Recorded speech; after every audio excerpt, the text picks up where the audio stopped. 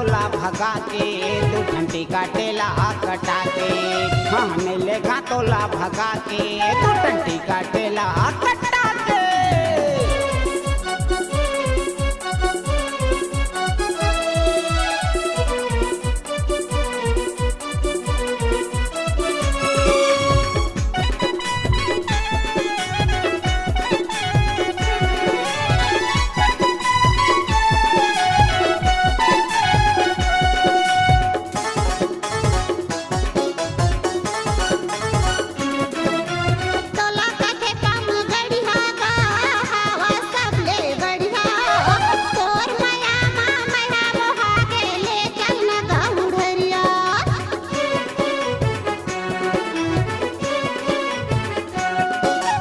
मोला कथे पाम गड़िया वो हामा सबले बढ़िया। मोला कथे पाम गड़िया वो हामा सबले बढ़िया। भाई भौजी के डढ़ावे मोला नहीं ले गाँव बुढ़िया। भाई भौजी के डढ़ावे मोला नहीं ले गाँव बुढ़िया। का बतावा गो तोर से मोला भारी प्रेम हावै, ले चलू हड़िया गा ले चल। का बताऊँ हो महूल तो भाई भीजी के डढ़ावे कैसे ले गया बुढ़िया।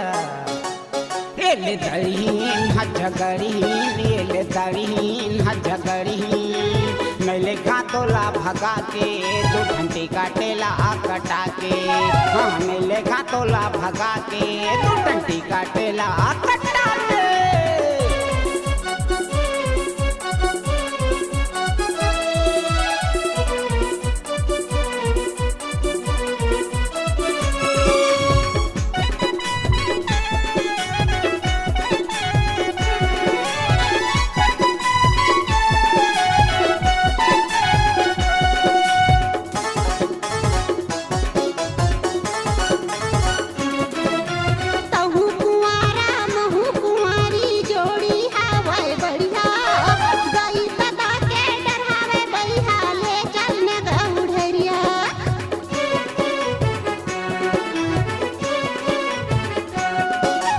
महू कुंवारा तहू कुंवारी जोड़ी हावे बढ़िया।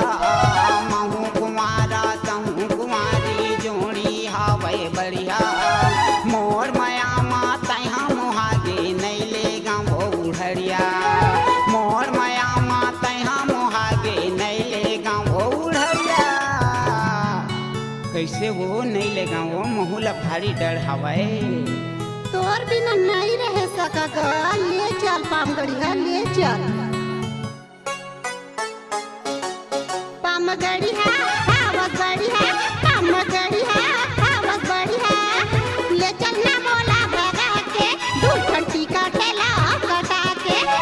ले चल ना मोला भगा के, दू घंटी काटेला कटा के। ले दड़ीन हजगड़ीन, ले दड़ीन हजगड़ीन। नैले का तोला भगा के, दो घंटी काटेला कटा के। हाँ नैले का तोला भगा के, दो घंटी काटेला कटा के। नैले का तोला भगा के, दो घंटी काटेला कटा के। नैले का तोला भगा के, दो घंटी काटेला कटा के।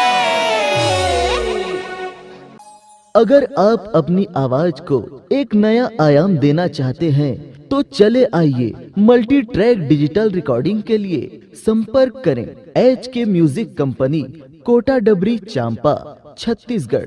मोबाइल नंबर है 9329238487 और 8085380339।